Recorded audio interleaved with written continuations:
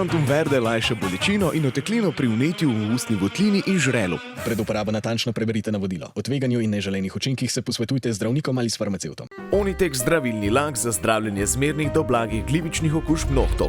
Brez piljenja, brez odstranjevanja laka. Onitek. Resne težave imajo lahko tudi enostavno rešitev. Pred uporabo natančno preberite navodilo. O tveganju in neželenih učinkih se posvetujte z zdravnikom ali farmacevtom.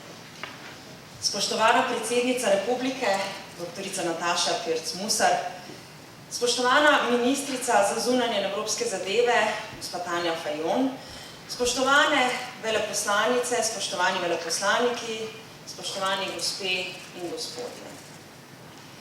Dovolite mi, da se vam na tem mestu najprej iskreno zahvalim za vaše delo, za vaš angažma in za ves vaš trud pri predstavljanju naše domovine v državah, kjer ste akreditirani.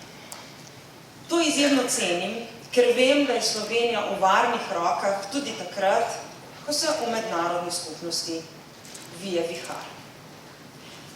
Poudariti moram, da sama vidim Slovenijo, tako kot spoštovani sogovornici pred menoj, kot nosilko vrednot povezanih s človekovimi pravicami, človekovim dostojanstvom, demokracijo, svobodo, solidarnostjo in humanitarnostjo. To so vrednote moderne Slovenije in njenega razvoja. In te vrednote zastopam tudi sama v vseh svojih javnih nastopih, doma in v tujini. Na svojih mednarodnih obiskih poudarjam in krepim parlamentarno komponento diplomacije. Številnimi parlamenti, mednarodnimi organizacijami in njihovimi delovnimi telesi Državni zbor enakovredno sodeluje na več srečanjih ter predstavlja in zagovarja naša stališča. To je priložnost, da na neposreden način predamo naše usmeritve, želje in prizadevanja najvišjim tujim odločevalcem. Pomembno je, da delujemo usklajeno in proaktivno. Marsikateri izziv se lažje reši, hitreje se poudari prioritete ter išče podporo za naša udejstvovanja v mednarodnih organizacijah.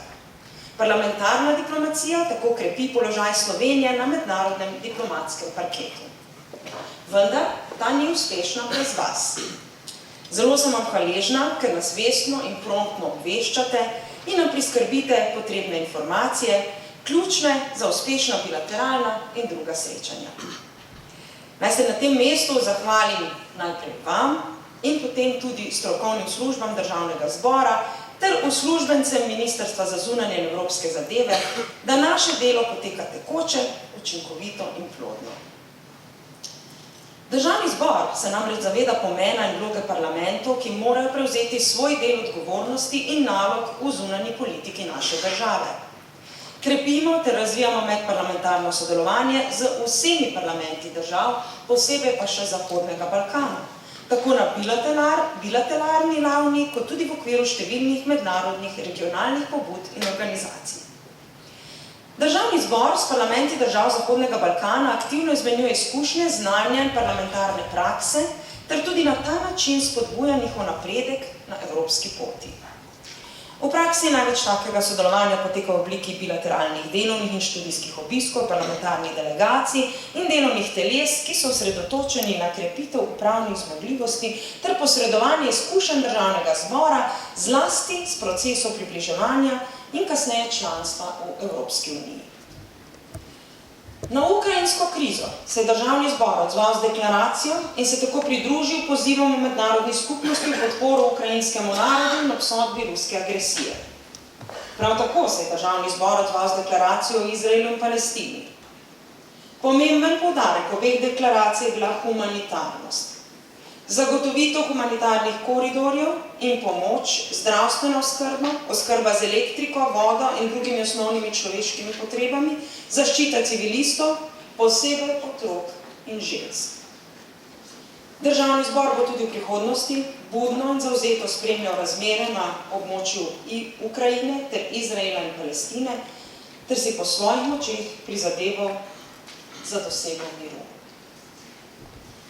Z zaskrbljenostjo in zavedanjem odgovornosti lahko rečemo, da pri nas in v svetu divjajo vremenske ujme. Občutek je, da se podira dosedanja mednarodna ureditev in se udomačuje nasilje, vojne in vojaški načini urejanja odnosov med državami. tudi v imenu miru in pravičnosti. V mednarodnem okolju nastajajo novi centri politične, gospodarske, vojaške moči, ki namesto, da bi prevzemali svoj del odgovornosti pri zagotavljanju mednarodnega miru in varnosti na temelju liberalno-socialnih demokratičnih vrednot in po poti medsebojnega zaupanja ter sodelovanja, deluje na temelju partikularnih interesov po poti grobega tekmovanja, ki poglablja konfliktnost in celo antagonizme v celotni mednarodni skupnosti. Zato je potrebno povrniti globalno reakcijo na nasilje, recimo na ubijanje žensk in otrok, in doseči globalne premike.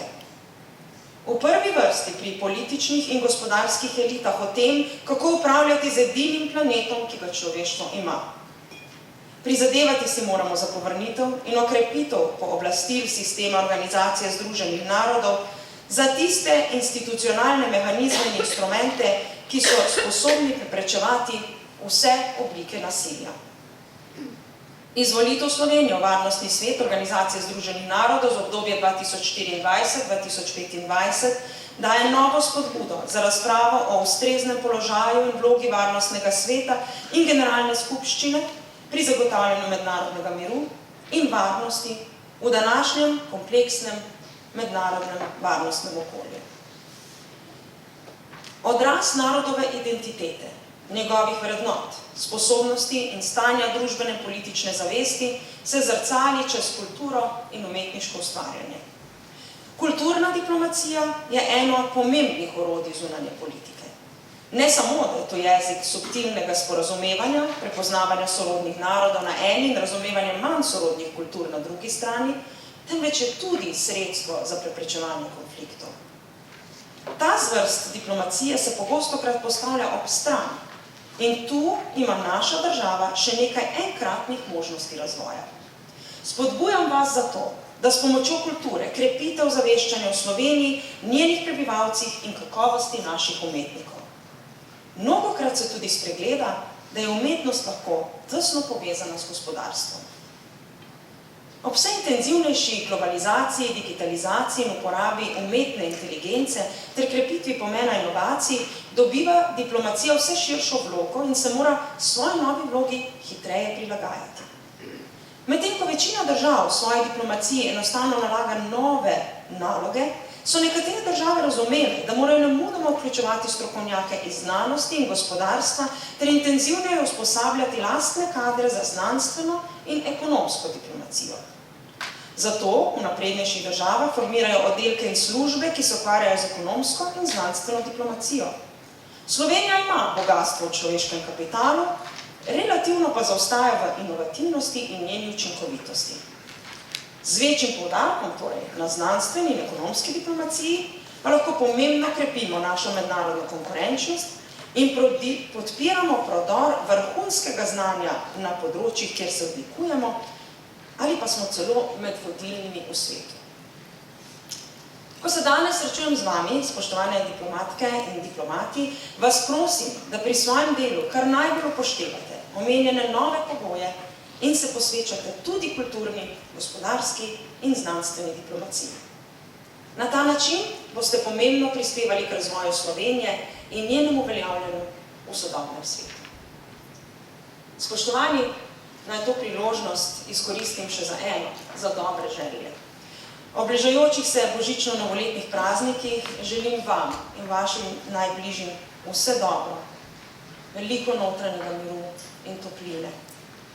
V letu 2024 pa veliko osebnega poguma, poklicne smelosti in predvsem tega, da bomo skupaj z roko v roki delali za korist in blaginjo Slovenije, kajti na ta način bomo prispevali koristi in blaginju celega sveta, ki smo ga dobili na posodo in ga moramo zapustiti našim potomcem zdravega in mirnega. Vse dobro in hvala za vašo pozornost.